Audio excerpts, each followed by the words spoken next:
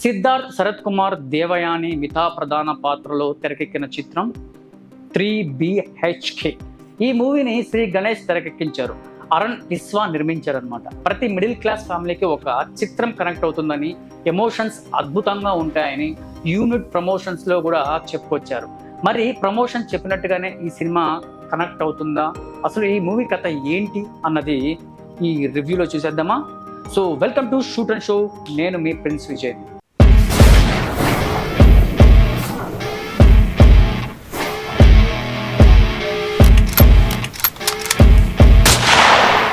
ఇక కథ విషయానికి వస్తే, వాసుదేవ్ అంటే మన తమిళ యాక్టర్ ఉన్నాడు కదా, శరత్ కుమార్, సొంత ఇంటిని కట్టుకోవాలని చెప్పేసి కలలు కంటూ ఉంటాడు అనమాట.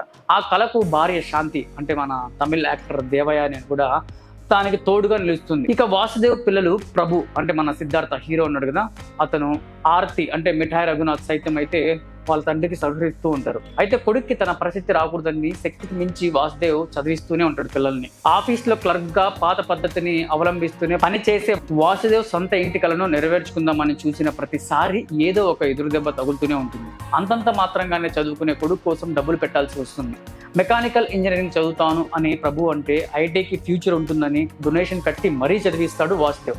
అలా ఒకసారి ఇంటికి పెట్టిన డబ్బులన్నీ ఖర్చు అవుతాయి. మరోసారి వాసుదేవ్ ప్రయత్నిస్తే అప్పటికే రేట్లు పెరిగిపోయి ఉంటాయి. ఇంకోసారి ప్రయత్నిస్తే కూతురు పెళ్లి అడ్డు వస్తుంది. అలా ఎప్పటికప్పుడు సొంత ఇంటి కలను వాసుదేవ్ నెరవేర్చుకోలేకపోతాడు.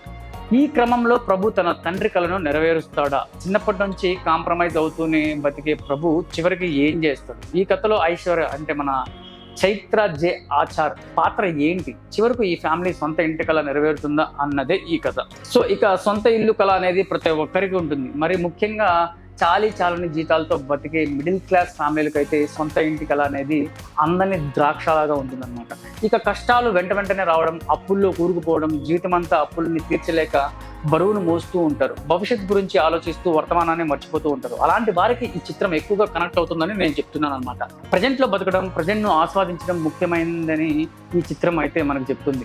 ఎక్కువ ఒత్తిళ్లు, ఆలోచనలు వద్దు, మనకు నచ్చిన పని చేసుకుంటూ వెళ్లాల్సిందే అనే అండర్లైన్ దర్శకుడు చెప్పే ప్రయత్నం అయితే చేశాడని నాకైతే అనిపిస్తుంది. ఓ ఇల్లు అంటే గోడలు, రూమ్లు అని కాదు, ఓ గౌరవం అని రాసుకున్న డైలాగ్ తోనే దర్శకుడి కథనం ఏంటో అర్థమైపోతుంది. ఈ మూవీ అంతా కూడా ఓ మిడిల్ క్లాస్ కష్టాల చుట్టూనే తిరుగుతూ ఉంటుంది. మిడిల్ క్లాస్ లైఫ్ లో ఎంత నిదానంగా, నిరాస్తకంగా, ఎంత నిక్షిప్తంగా సాగుతుందో ఈ చిత్రం కూడా అలాగే సాగుతుంది.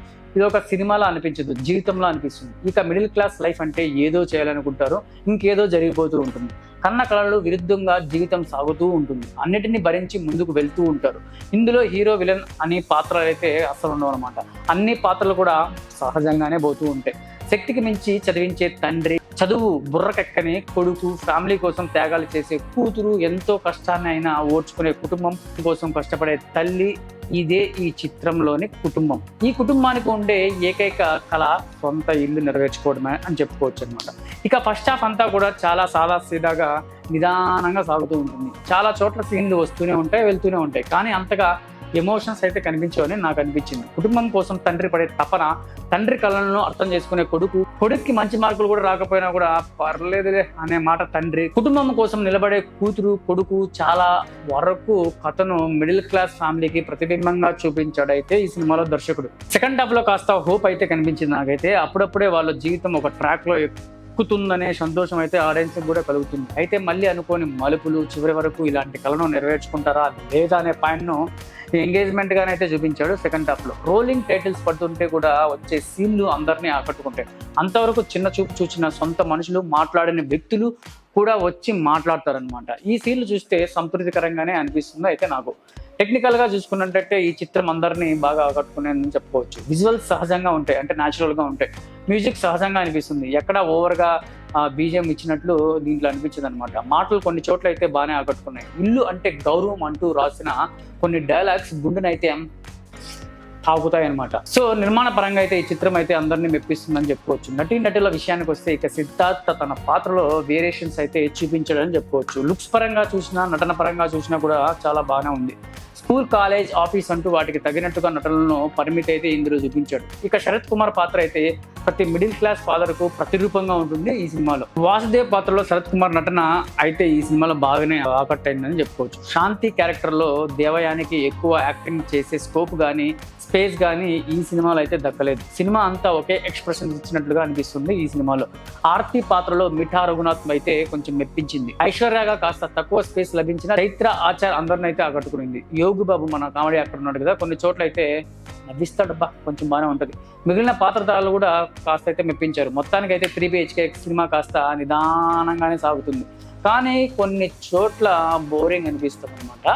కొన్ని సహనానికి పరీక్షించేలా అయితే అనిపిస్తుంది. సో ఓ తండ్రి ఎలా ఉండాలి, కొడుకు ఎలా బాధ్యతలు మోయాలి, కూతురు ఎలా ఉండాలి అనే విషయాన్ని అయితే ఈ సినిమాలో చక్కగా చూపించారు. కాకపోతే మీరు ఓపిక్గా అయితే చూడాలన్నమాట ఈ సినిమాని.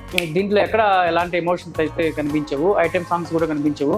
కుళ్ళు జోకులకు అయితే అసలు పోలేదు అనిపిస్తుంది అయితే ఇందులో. ఇలా నిజాయితీగా తీసిన ఈ 3 BHK కమర్షియల్ ఎలాంటి ఫలితాన్ని ఇస్తుందో మీరందరూ చూసి నాకైతే ఈ కామెంట్లో తెలపండి. నెక్స్ట్ రివ్యూలో మళ్ళీ కలుద్దాం. బాయ్.